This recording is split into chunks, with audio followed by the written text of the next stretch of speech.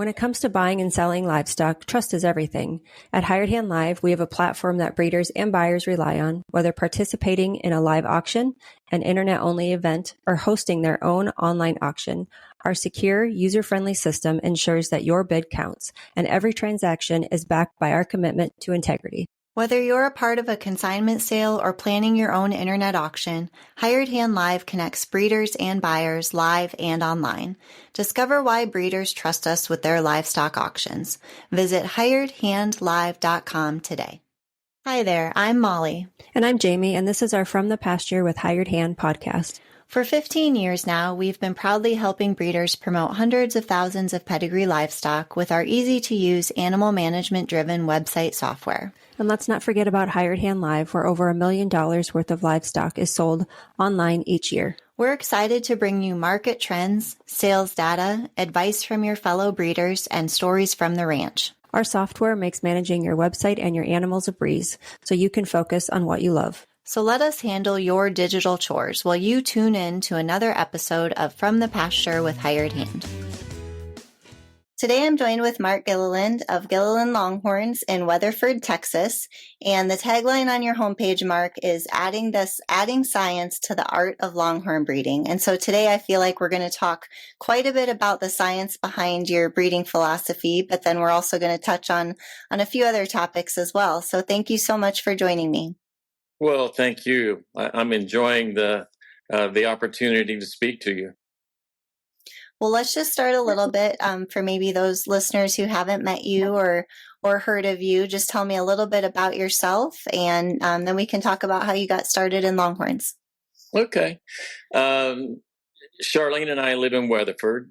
I have a ranch at the Kansas-Oklahoma border that's been in the family for over 100 years, and I'm the fourth generation of ranching, I guess, if you will.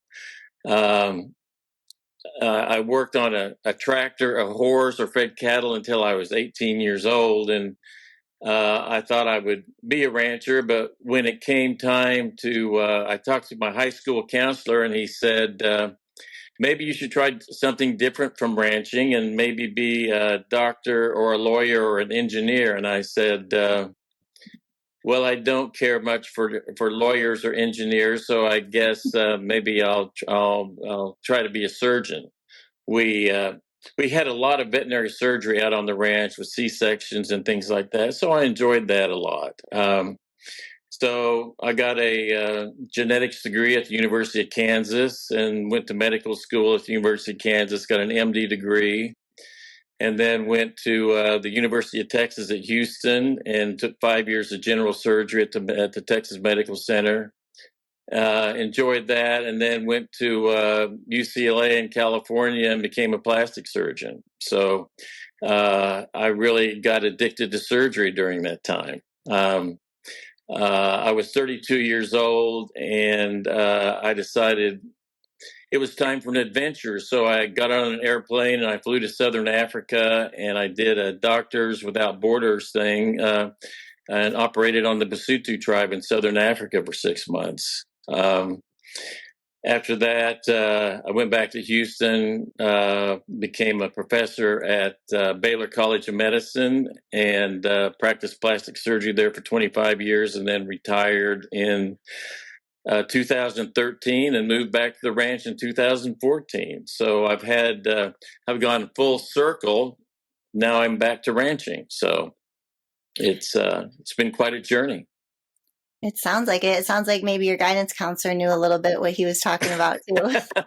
maybe it turned out pretty well in retrospect. So I was happy with that decision, but I'm happy with what I'm doing now. So it all worked out fine. So you mentioned 2013, 2014. At any point before that, had you thought about getting back into ranching, or how did you, talk to me about how you made that decision and how it ultimately led you back to Longhorns? Well, I always enjoyed ranching, but it was very hard work. It's a 7-day-a-week job, and sometimes we made money, sometimes we didn't. And so I didn't mind working 7 days a week, but I could make more money doing plastic surgery than I could ranching. But as I got older, I missed my agricultural background, and so. And then having gone to the University of Texas for 5 years, my daughter went to the University of Texas for 4 years. I kind of got ingrained with Longhorns. And when I went back to the ranch, quite honestly, working with Herefords and Angus was boring. And so I ended up leasing out 90% of the ranch to a family to raise commercial cattle, and I kept 10% of it for my Longhorns, and that's how I got started. I actually went to the Eddie Wood sale in 2014, and I met someone there called Justin the Longhorn Man. And we all know that turned out to be Justin Rombeck. And we sat down for a couple of hours. He talked about Longhorns and introduced me to a few people. And I thought, when you retire, you need a project. And I thought this would be a good project. With my genetics background and agricultural background, I thought this might be fun to do. So that's how I got into it. So did you purchase any at that sale then, or were you just kind of there to do your research? I was there learning, quite honestly. Justin introduced me to a couple more of his clients, Todd McKnight, Richard Phillip, and Cowboy Casanova was very hot at the time. He'd won the Millennium Futurity, won some measuring contests. Todd and Richard were part owners, so I decided to join them. So I became a 1/3 owner of Cowboy Casanova. I bought some Cowboy Casanova daughters, and I was off and running. And we sort of had a business plan where Justin was teaching me about the genetics and how to stack pedigrees.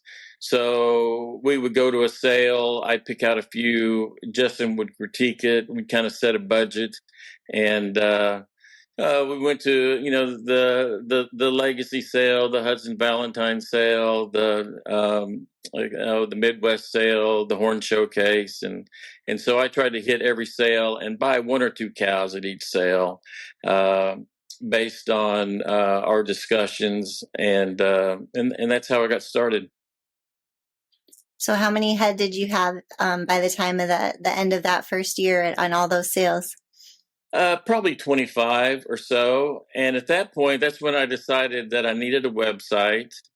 And I was, of course, I shopped around, but I had to have a hired hand website because I liked the way that you connected with the rest of the industry.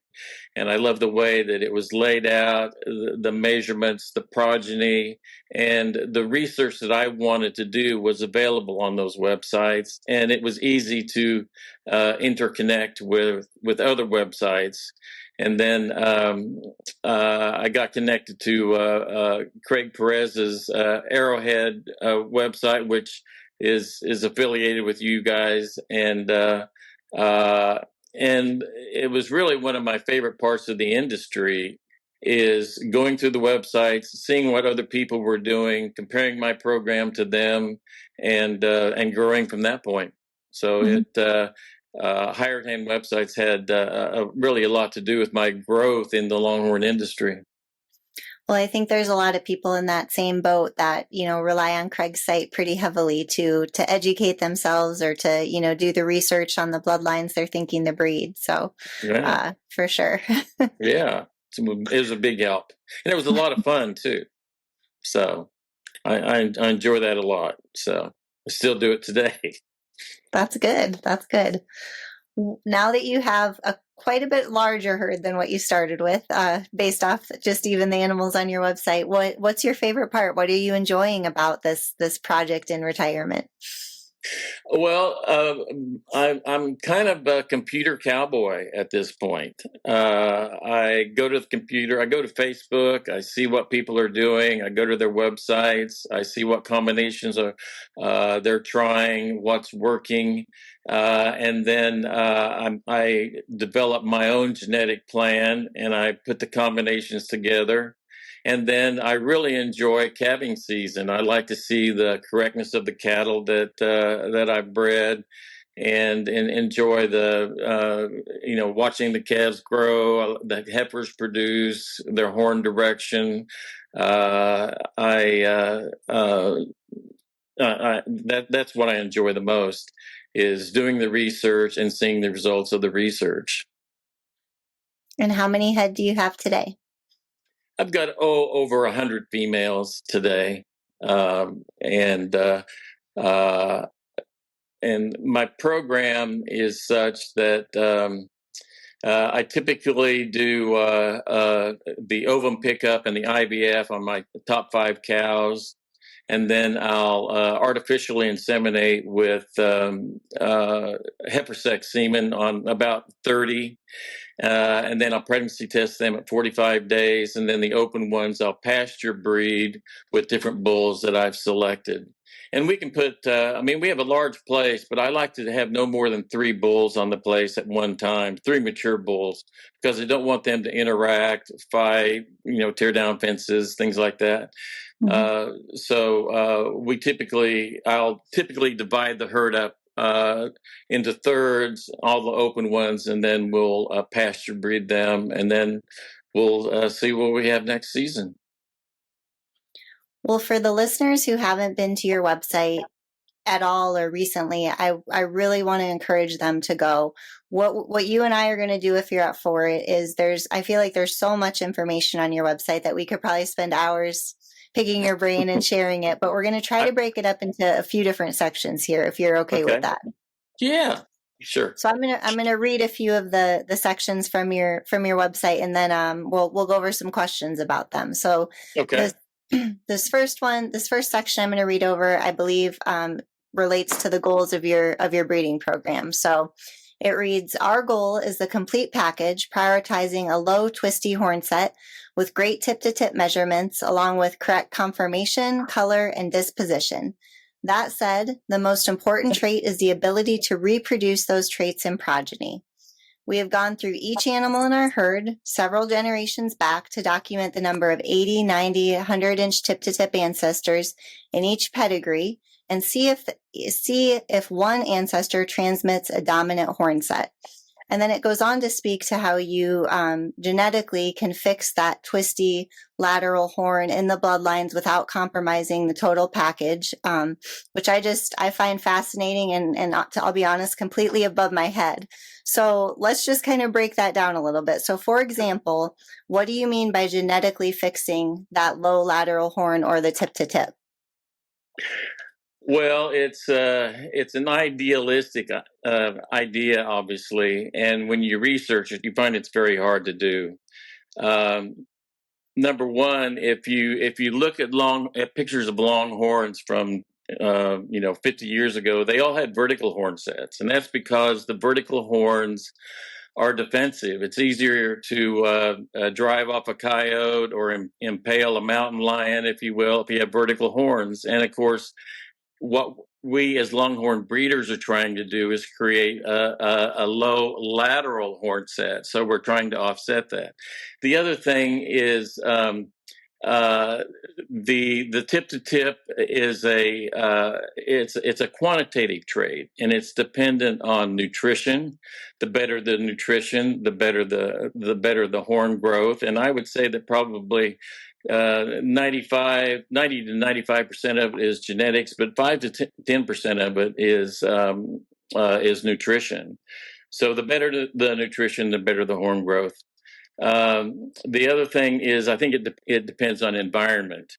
The colder environment, we all know that our horn growth slows down in the winter, and that's because the arteries that supply the horn, they vasoconstrict, they deliver fewer nutrients and oxygen to the keratin and the horn, and so it slows growth. And in fact, in some places, it creates a minor heart attack to the horn, and it kills the horn. And sometimes you see droopy horns or tips that fall off. So we're fighting that. The other thing we're doing in order to try to get horn direction, we have several parameters that we're working with. Number one, it's the shape of the skull. I like to see a little Vatican dome at the top so that it makes the horns grow down and out. If you see the V shape, that's what happens to the Watusis, and the horns go up. So I like a pole that is that has a slight dome shape to it. The other thing that controls lateral horn growth is the orientation of the frontal sinus. That's where the horn grows from. So that has to be oriented correctly. The base diameter determines horn length. The bigger the base, it seems like the more lateral horn you get, because the more keratin deposition you get, and there's no thinning or splintering of the horn. The arterial blood supply to the horn makes a big difference. How the animal processes protein makes a big difference. Keratin is the outer covering of the horn, but keratin is also what hair is made of, hooves are made of. So how the animal distributes the keratin makes a big difference. Also, the protein synthesis of the fetus. You're competing for the protein. The horn, the hair, the fetus, they all need that protein synthesis. Color is a factor. Black animals, the black horn grows slower than white horn. Oftentimes it catches up, but that slows it down. Twist, if you have twist in the horn, that slows down lateral extension. And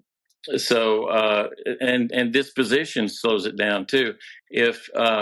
If you have an aggressive animal that's always rubbing its horns, that really decreases the tip-to-tip growth.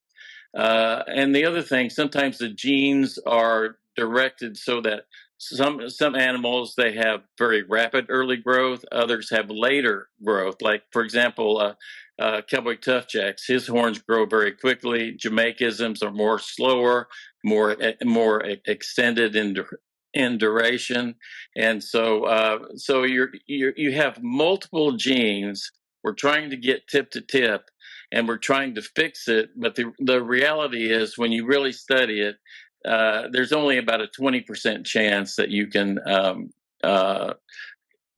fix a trait, and that's based on there's a professor at the University of Texas by the name of David Hillis that's an evolutionary biologist, and he has his own herd, and he's really studied the DNA genome and has put a lot of this data together.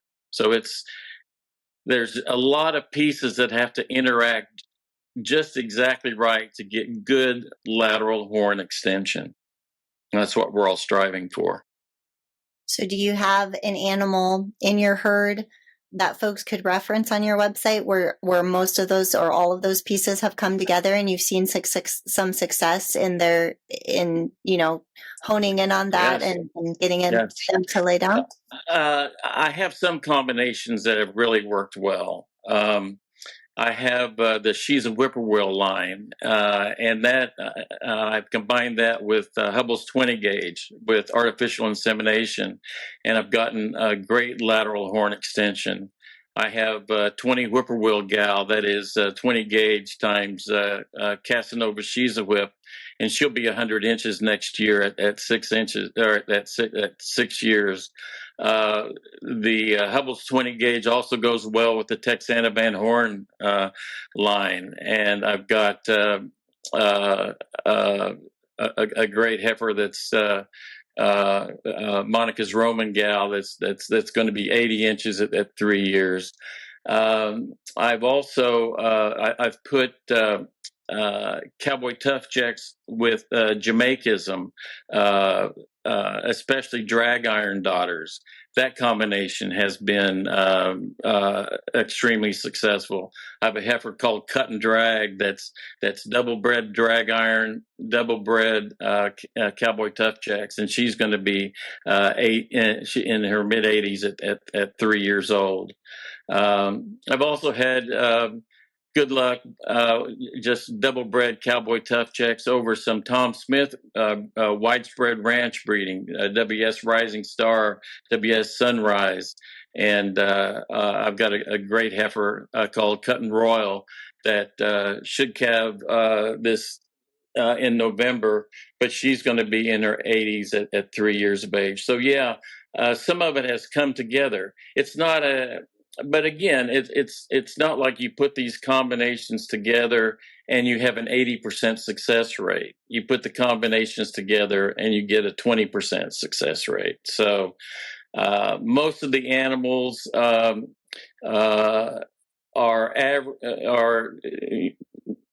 average, some are below average, and some are superstars. And that's just the nature of the DNA genome and the randomness of how all the nucleotides and the genes fit together. It's I would like to say that you can scientifically fix it. The reality is you can scientifically fix about 20% of it. So that's about it. That's got to be a little frustrating for, someone like you who, has all that wealth of knowledge and looks like everything should check out. And then, like you said, you maybe get that one extraordinary animal. Yeah. So, well, and then you think you can reproduce that all the time. The reality is you can't. And in fact, one form of breeding is you take the longest bull in the breed and the longest cow in the breed, and you think it's going to be an automatic success. Like Cowboy Tough Checks and M. Arrow Cha-Ching. They've bred several animals, but none of them have superseded what they've done. They produced Heartbreaker, Happy Nine, RJF, Lock and Load. They're all great animals, and they may outproduce them in the future with the right heifers, but none of them are going to supersede MR Cha-Ching or Cowboy Tough. They don't have the lateral horn growth that those animals do. Mm-hmm. So you would think you could get it, but you can't. It's everything has to come together just right for you to get that lateral horn growth.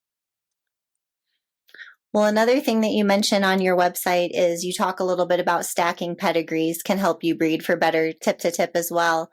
Do you feel like you can consistently create tip-to-tip by stacking pedigrees, or tell me a little bit more about that? Well, you can increase your chances, but you can't, again, you can never get 100%. When I started in 2014 and 15, if you had 5 or 6 over 80 and 1 or 2 over 90 inches in the pedigree, that was really something.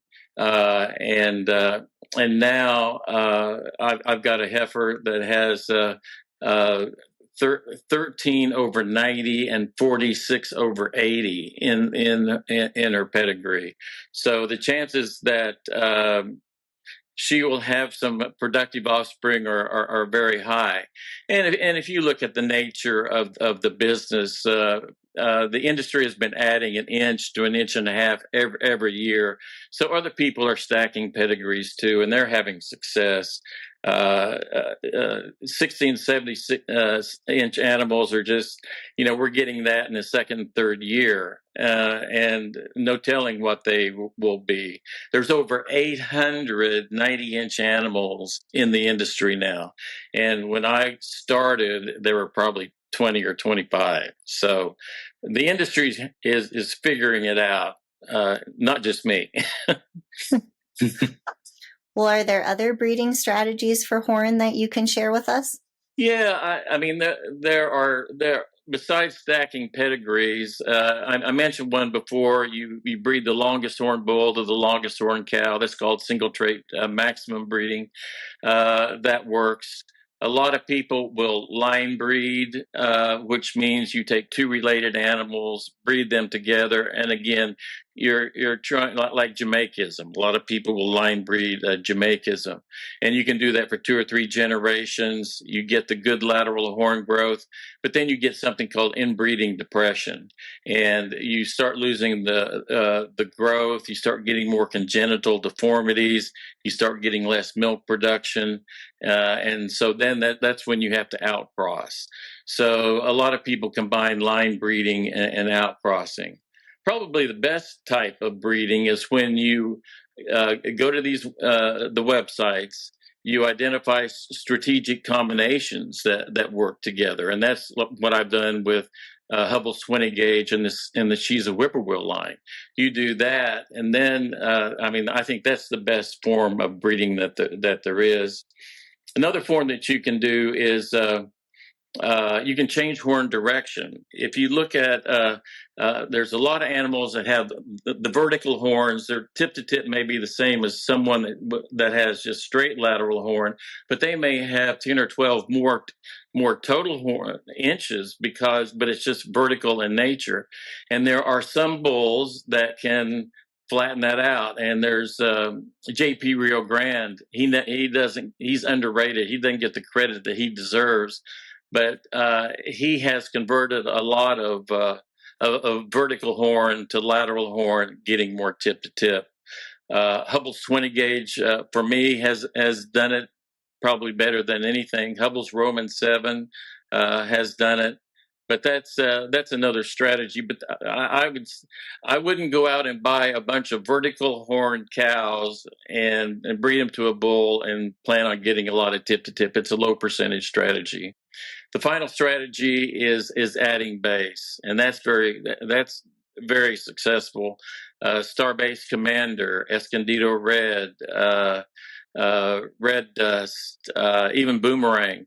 They have big bases, and they will create a lot more tip to tip. It's just you have to in your mind you have to decide what is aesthetically proportionate and decide what route you want to take. Do you think that there's a downside to breeding just for horn? Oh, I think there is. I've noticed that some of my best heifer with early horn growth, the AI doesn't take as much. It may take them 3 years to get bred. So I think there's a reduction in fertility sometimes with a lot of horn growth. And I think, the fetus and the horn are competing for the protein. And I think if all the protein is going to the horn, all the keratin, the protein can't go to the fetus, and it lowers the conception rate, and it makes I think it reduces the fertility. I can't prove that. That's just an observation that I've had, and that's not good for the breed to substitute horn for fertility. I mean, it's not a good long-term strategy. So at some point, we'll have to get it figured out between what is best for the breed. And now a word from our sponsors. Looking for top quality Longhorns and a taste of true Texas spirit? Look no further than Cantera Cattle Company. Our passion for Longhorns shines at Old Gringo Ranch, where tradition meets excellence. Visit us online at CanteraCattleCompany.com and follow us on Facebook, Instagram, and TikTok for the latest updates and ranch life fun. Ready to experience it yourself? Schedule your visit by emailing canteracattle@gmail.com. Remember, God is great, Longhorns are good, and life is crazy.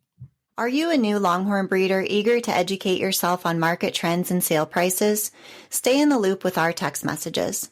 Get the latest updates, events, and insider tips on all things Longhorns delivered straight to your phone. Stay informed by texting website to 888-700-8131, then reply with Longhorns. That's website to 888-700-8131.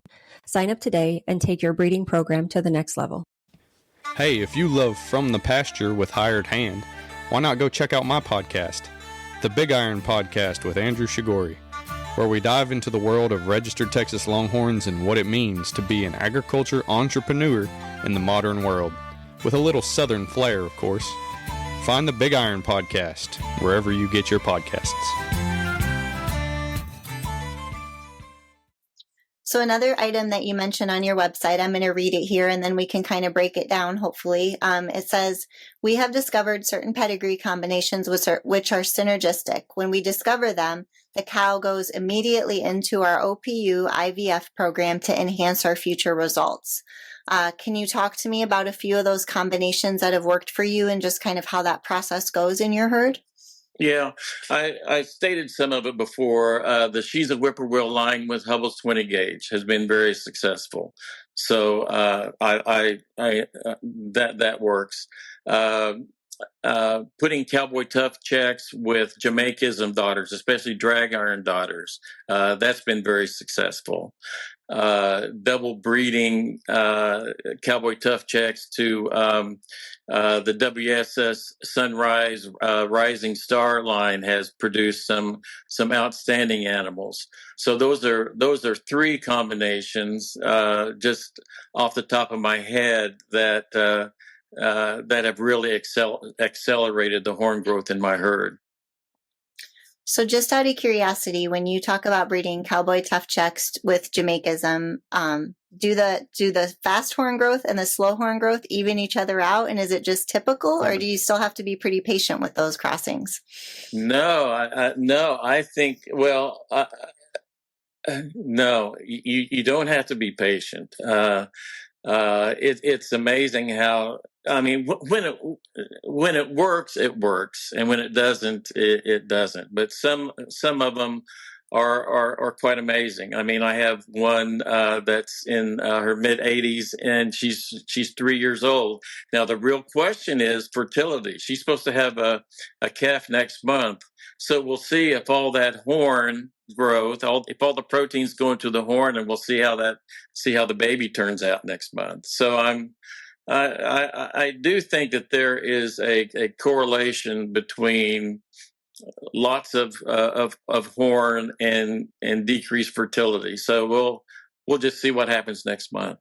I'll be very excited, but it's you don't have to wait. When it works, you get very accelerated early horn growth that just continues. So we shall see. Well, this next part, I'm not going to read the whole thing, but there's a section on your breeding philosophy page that I think everyone should go and read through. And in it, you talk about how you have two levels of Longhorns. You have your elite class and your promising class. So I'd like to break that down a little bit. Can you just tell me what each of those are and kind of what that means for those cows in your herd? Sure. The elite cows are the ones that everybody wants. They're typically $30,000 to $700,000, and typically you'll go to a sale, and maybe the consultants have clients that sold their business, need a tax deduction, or they're very successful people, and they're competitive, and they want to get the best animal in the sale. So it gets bid up. But typically, an elite animal I would describe as coming from a very reputable breeder. It has a long, consistent pedigree. It's typically 95 to 110 inches long, and everybody wants it, and that's why they're so valuable. Now, having said that, unless you have a very detailed plan on how to do the IVF or AIing or embryo transfers and have all your recips lined up and synchronized and all that, it's difficult to get a return on your investment in 3 to 4 years unless you have a detailed plan and you successfully implement it. So everything has to go right to get a return on your investment. But you do get the prestige of having, a very valuable animal. As far as promising, they are, I would say, $5,000 to $15,000 animals. They're extremely valuable, but I classify those. I've already picked out a bull that will go with that pedigree.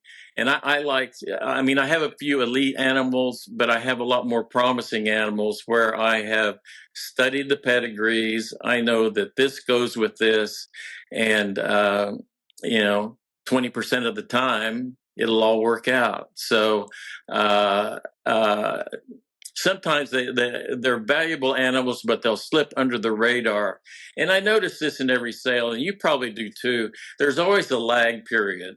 There's kind of a hot time for the sale when there's very elite animals that are being sold, and then there's another time where everybody's had lunch or towards the end of the sale, they're ready to load out, and they're not sticking around when some of the best animals are really towards the end of the sale. So those are the promising animals. Great pedigrees, great conformation, great horn direction, and great potential. I'm assuming the goal is to get your promising class animals to be elite class animals within there you go. That would be the goal. That would be the goal, and you would be surprised when you get the right combination. It's very exciting, and that's what I like about the business. I guess it's sort of like going to Las Vegas and hitting the jackpot, but it's more. I don't go to Las Vegas. Being in the Longhorn business is enough of a gamble for me, but I enjoy it. Well, I'd like to switch gears and talk a little bit about bulls and just kind of your herd overall. Before we do that, is there anything else you'd like to add about the females or anything I haven't asked you regarding your breeding strategies surrounding your females? No, I've pretty much identified what combinations have worked for me. Again, I still go to websites. I see what combinations work together, and it's constantly changing. I mean, the industry is moving very rapidly, and a lot of it is because it's more data driven. We have more data to work with than ever before, and that's what's driving the industry forward. So it will continue to progress and continue to be exciting. How important do you think it is as an individual breeder to kind of track some of that data for yourself and for the future of your program? Oh, I think it's critical. I think it's critical. Again, it's 20% heritability for horn. I do think, and I'll talk about this later on. I do think that at some point, other areas are going to have to be data driven besides horn. It's gotten too easy just to measure a tip to tip. We need more weaning weights. We need more, hip heights. We need more EPDs on meat quality, on milk production. We need other ways to determine the value of an animal besides just tip to tip, because the industry is growing at an inch a year, and 20 years from now, the 110-inch animals are going to be 130-inch animals, and then you're going to have a disproportion. Unless you have a lot of muscle mass, it's going to be difficult for the animals to hold up their head, and it's not good for the industry, I think. We all say we breed for the total package, but we breed for horn, and we really do need to start breeding for the total package in order to improve the quality of these animals over time. Well, when I reached out to you to see if you'd be interested in being our guest on a podcast, it was actually because a few breeders had said that you are just outstanding at breeding and selling bulls. And so they wanted you to talk about that. So let's just start a little bit with that. What I know when I reached out to you said, is that all? Well, I will say this. I go to great lengths not to have bulls. I have, like I said, I have 100 females, and AI or do embryo transfers on 30 of them, and that leaves 70 that I pasture breed. So I have about 35 bulls to evaluate every year, but I don't like having a lot of bulls around because they fight, they go through fences, they're just ornery. So I am very aggressive at culling my bulls. So if I have typically 35 to 40 bulls to evaluate every year. Most of them, I would say 80% of them, I cull once they are weaned, because I have a very strict protocol as to what I want to keep and evaluate, or what I just don't want to mess with. So I don't have a lot of bulls around. Now, when people say that, they may think that I'm raising a lot of bulls, because whenever I go to a sale, I put my consignments on one page and I put my bulls on the second page, because I want everybody to have name recognition for the bulls that I'm breeding. And so when the progeny come up in the future, they'll say, yes, I know that bull. And so I market the bulls quite a bit, even before they produce the progeny, so people have name recognition and know the quality of what I'm breeding. How do you evaluate your young bulls? Well, the first thing I look at is pedigree. And I look at the maternal side. I make sure the dam, granddam, and great granddam are high quality animals. I look at the horn direction. The horn, if they're going up, they're gone. They need to be going down and out, because eventually everything goes forward and up. And so when they go down and back, then that offsets that. So I need to have good horn direction. They need to have a good disposition. If they are fence jumpers, or if they're aggressive, then I immediately cull them, because I just won't tolerate that. They have to have good conformation, obviously. They have to be muscular. They have to have a smooth top line and a clean underline. They have to be very muscular. They have to have a square hip. They have to have a lot of depth, a lot of length. So conformation is very important. Those are the physical appearance, pedigree, conformation.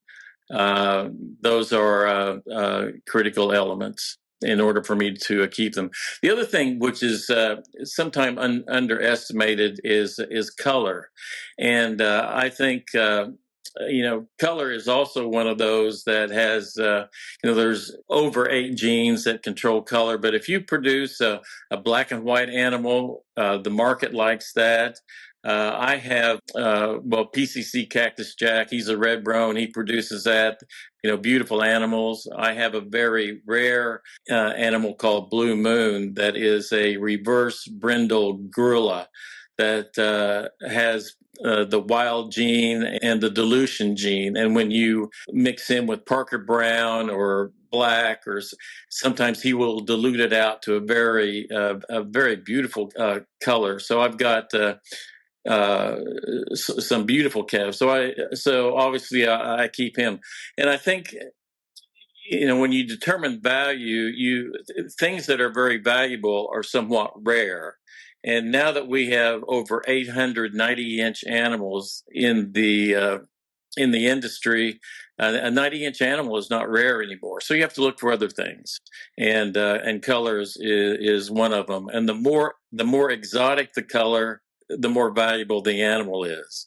Like, for example, if I have a solid white or a solid red with a lot of horn, I cull them, because a lot of animals have a lot of horn, and if you get a lot of white in your herd, it's very difficult to sell. And same thing for solid red. It's better than white, but it's still difficult. So I breed for color, and not just horn, but I like big animal. I like size, and of course the scrotal circumference and the testicles have to be symmetrical. They have to pass a breeding soundness exam before I keep them as a herd sire prospect. So are you doing these evaluations at different dates? Like, do they, they pass round 1, then they have to pass round 2, pass round 3, and so forth? Yeah, exactly. And very few make it to the end. If I have a few if I have 3 or 4 that I think are potential herd sires, then what I try to do is either sell part of them as a partnership, lease them. I try to keep some interest in them because I have sold young herd prospects in the past that have turned out to be superstars. 90 inches at 4 years with a lot of color, and I sold them. I sold one in 2020 called Magnificent 8 because he had 8 over 90, and Donald Trump was running for president. So I thought Magnificent 8, that would be a great name. So I sold him, and he turned out to be pretty spectacular. So I like to keep part interest, or I like to keep the semen, collect the semen before I sell them. So I have a little insurance policy in my semen tank, or I still retain partial ownership. Well, that I feel like is a good segue into my next question. So what data do you use to classify a bull as profitable? Well, physical appearance, consistency of pedigree, particularly, as I mentioned before, the dam, the grand dam, and the great grand dam. But the ultimate value of the bull is the quality of the females that he produces. Unfortunately, it takes a while to determine the quality of those animals. So you have to make that decision early on. I do that I try to keep a portion of the bull as an insurance policy. So if they turn out to be superstars, I still own a portion. That's sort of my business model that I have. Some breeders state that they won't sell a bull to another breeder that they wouldn't use themselves. How do you feel about that? Well, I think that's a good principle. If there's something that you know is wrong with the bull, like if they're a fence jumper or they're aggressive, I would never sell them. However, I would sell a bull. Say he doesn't quite fit into my program. Say I have his full brother that is his genetics are fully ingrained into my program. I might sell him to somebody else that fits into their program. And oftentimes I'll look at the females that they have. I'll see what combination would go with my bull, and then I'll sell the bull or advise them, no, don't buy this bull. This might be a better bull. The most important thing, it's a small industry, so you want a happy customer. So yeah, I would sell a bull that I wouldn't use, but it's just because it doesn't fit my program at the time. Like, for example, this Magnificent 8, I'm probably going to buy back Magnificent 8 because I sold all of him. But he's got the color, the horn, the pedigree that now fits my herd better than it did a couple of years ago.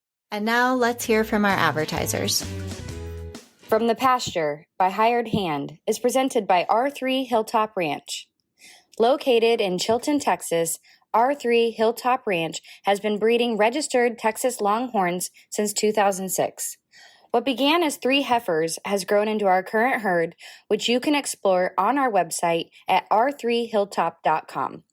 We're passionate about loud colors, longhorns, and docile temperaments, but it's the easy-keeping, low-maintenance traits of Texas Longhorns that initially attracted us and continue to drive our herd growth. In addition to livestock, we proudly offer certified Longhorn beef products. Visit r3hilltop.com/beef to learn more. Thank you for listening and enjoy exploring our ranch online at r3hilltop.com. Do you sometimes feel like you're the only one who doesn't have it all figured out? Rural life can be isolating, but it doesn't have to be. Welcome to Ag's Most Okayest Farm Girls, the podcast for women who are craving connection, laughter, solidarity, camaraderie, and just overall encouragement in your everyday life and dreams. Each week, your hosts, Annalise, that's me, and Courtney will cover topics such as farm life, mom life, making money online, side hustles, hobbies, sharing on social media, jobs off the farm, and so much more. Us rural gals need to stick together, so saddle up for some fun, real, and unsolicited advice and stories from our everyday farm lives. Grab a drink, we're Ag's Most Okayest Farm Girls, and we're here to help. Listen wherever you find podcasts. Imagine updating your website and managing your animals at the same time without needing tech experience. With Hired Hand software, it's that easy. Our user-friendly platform is designed specifically for breeders, allowing you to keep your site fresh and your animal records up to date in just a few clicks. Let us simplify your digital chores while you focus on what you do best. Visit hiredhandsoftware.com and see just how easy it can be. Well, looking through some of the animal pages on your website, let's talk through some of them. So it looks like you have maybe 4 or so bulls listed as junior herd sires and another 5 listed as prospects. What's the difference there? Like, how is that quantified between those two? Well, the junior herd sires, they are they're older and they passed all the. I've checked all the boxes on them. They have the pedigree, they have the color, and they fill an unmet need. Like, for example, I've got Blue Moon in there. Blue Moon is putting color like crazy into my herd, and I enjoy that. I'm in partnership with Great Iron, with Wayne Manning and some others, and he's a drag iron descendant that I can put with all my Cowboy Tough stuff. And again, that's one of those synergistic combinations that I've talked about. He's also a very large frame bull, and some of my cows are medium frame, so I can increase their size. And he has a horn set where it's going down and back, and that'll offset some of my higher horn stuff. So again, he fills an unmet need. I purchased a partnership in Marlboro Man. Marlboro Man comes from Mike Davis's herd, the Danica genetics, and again, it's got the dam, grand dam, and great grand dam in Danica's image, Danica and Touchdown Tari. They're all 95 to 115 inches. So, and that's also a relative outcross for me. Again, line breed and then outcross. And then on the top side, it's got KDK Wildfire, which is a Casanova descendant. So it's a relative outcross, not a complete outcross. But that will add a lot of potential to my herd. So I'm excited about that. The last one that is not a prospect, but he's a junior herd sire, and that's a bull called Sheridan. And he's a Hanging Tough times Tsunami's Tough Pearl bull. And he was the fastest growing bull that I've ever had. He was growing so fast. We had a 2-week spell where it never got above freezing. So he froze his right horn. So his left horn is like 47.5 inches at 3 years on his 3rd birthday.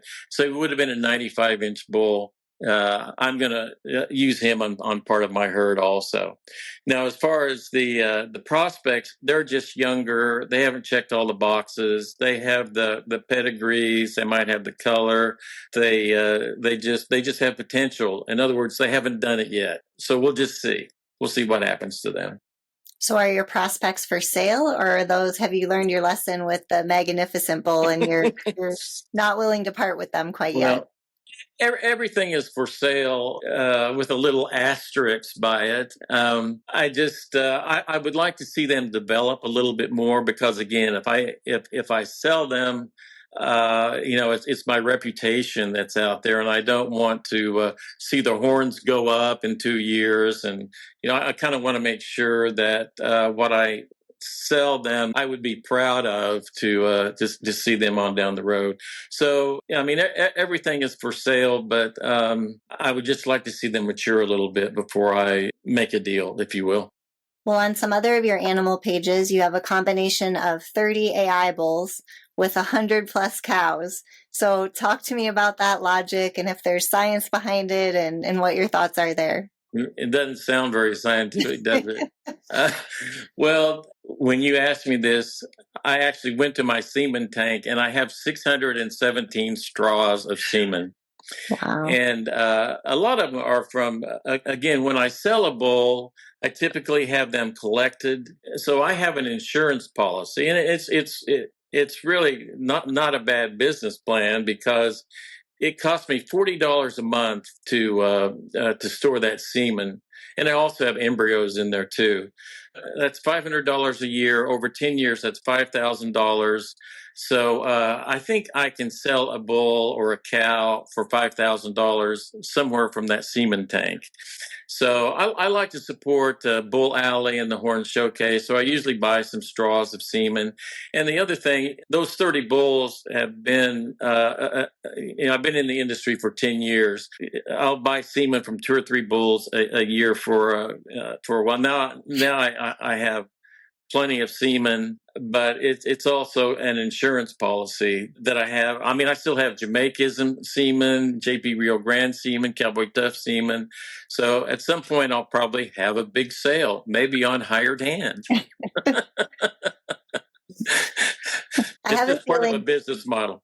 I have a feeling you're that guy that gets the phone call from the same people every few months. You ready to sell this yet? You ready to sell that yet? That's right. That's right. That's what keeps the phone ringing. Well, let's switch gears a little bit here. How long did you research bulls and bloodlines? Oh gosh, when I started off, it took me a long time, and part of it was because the data just wasn't there. You would be surprised how much more sophisticated the new buyers are now. They have a lot more data at access. But I used to go to the Hired Hand websites, and there wouldn't be measurements, there wouldn't be photos, or the pedigrees weren't lengthy pedigrees. They wouldn't have pictures of the sire or dam, let alone the grand dam or the great grand dam. So it was a struggle. Now the data is much more accessible. You can go through it a lot faster, but still, you need it. It's not just enough to get it on a website. You have to call if you're going to buy something. You have to call the seller, talk to him about disposition. If there are any flaws. The website is just an introduction, if you will. And then and then you make a few phone calls, and then before I buy something, I like to go see the animal in person, and then go from there. But it used to take me a long time to go through the websites and look at the animals. Now it just takes a few minutes. So is your list constantly changing? Yeah, I mean the animals are getting better. I mean there's just no question. So yeah, it's constantly changing. It's getting more difficult to keep up, but it also occupies my time and gives me something to do. It's something that I enjoy. But yeah, it's very exciting. All the new bulls that are on the scene and all the options that you have. It just takes a while to see what works and what doesn't work. But yeah, it's constantly changing because the industry is moving very quickly, and it's difficult to keep up anymore. Are there any bulls, whether they be yours or others in the industry, that you haven't mentioned yet that you are excited about? Well, I'm excited about some of Mike Davis's production with Danica. I like the Colluder Bull. I like Wayne Manning's Django. I like the Shagoda's Just a Cowboy. Of course, I'm very excited about my own bull, PCC Cactus Jack, that I'm in partnership with Scott Pace, Wayne Manning, and Bob Loomis, and others.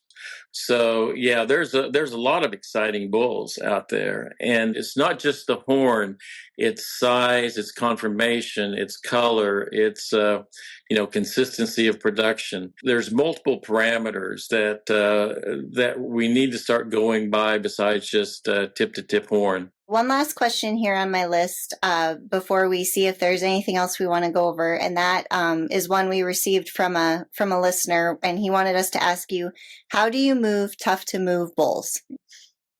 Oh, okay. Well, there's several ways. Number one, Hired Hand Live has a monthly sale that you can put bulls in, and you can do an e-blast, and you can put that bull in the sale, and that's every month. And so I think they have to be priced correctly, but I think that's a very good way to sell them. You can of course, put them on Facebook. Facebook draws a lot of attention, especially if they're flashy and they're producing some flashy offspring. That brings a lot of attention. I've taken bulls to futurities with the intention of not winning the futurity, but getting the bull sold. So that's another way to draw attention to the bull and have somebody else go home with him rather than you. So you can do that. Of course, you can sell them as a roper. You can put them in a beef program. You can lease them for a year and see how they turn out. You can sell a partnership, or you can even I've even leased a bull out for free. You take care of him for a year, and that's see if he progresses or see if he regresses. So there's a lot of options. But you have to price them correctly, and you have to, just be flexible in those options. Because I really don't like to take them to the sale barn and sell them. I would rather have them produce and turn out well. But you have to realize it's not a very high percentage thing. And of course, the other thing you can do is put them in a steer and put them in your front pasture, or you can make them into a Gomer bull. If you have a synchronization program and they're sterilized, then you can use them for heat detection and artificial insemination. So that's another function where they would be useful and not on somebody's dinner plate. Well, what haven't I asked you about that we could still cover that our listeners would benefit from here? Gosh, I just kind of advice to new breeders. I would, sometimes cheap is expensive. If you buy things that are too cheap, they're going to be expensive in the long run when it comes to selling them. So I would emphasize buying quality over quantity. I would buy females with good, consistent pedigrees. I would buy bulls with very strong maternal lines and bulls that are synergistic with the cows that you're buying. The most important thing is to have a plan and to execute the plan. And if you do that, then it'll be more intellectually satisfying and more financially satisfying. But you must have a plan and you must execute it. That would be my advice. Well, and just to backtrack here 1 second, I was making sure my memory was not too rusty when you were talking, so I apologize if you heard me typing, but you did mention PCC Cactus Jack, and I just wanted to congratulate you because you didn't mention he was Ultimate Bull at the Horn Showcase, so we have to get that plug in there as well, so that's awesome. Yes. Yeah, 2 years in a row. And also at Justin's Legend sale. So yeah, he's been a very good performer, and I'm very pleased with how Cactus Jack is doing. And I've got very good partners with Scott Pace, Wayne Manning, Bob Loomis. So it's a nice group to be associated with. That's great. Well, thank you so much for taking the time to join me today. I know that everyone who listens will find this highly beneficial. So we greatly appreciate your time. Well, I appreciate the opportunity. Thank you so much. Thank you. Okay, you're welcome.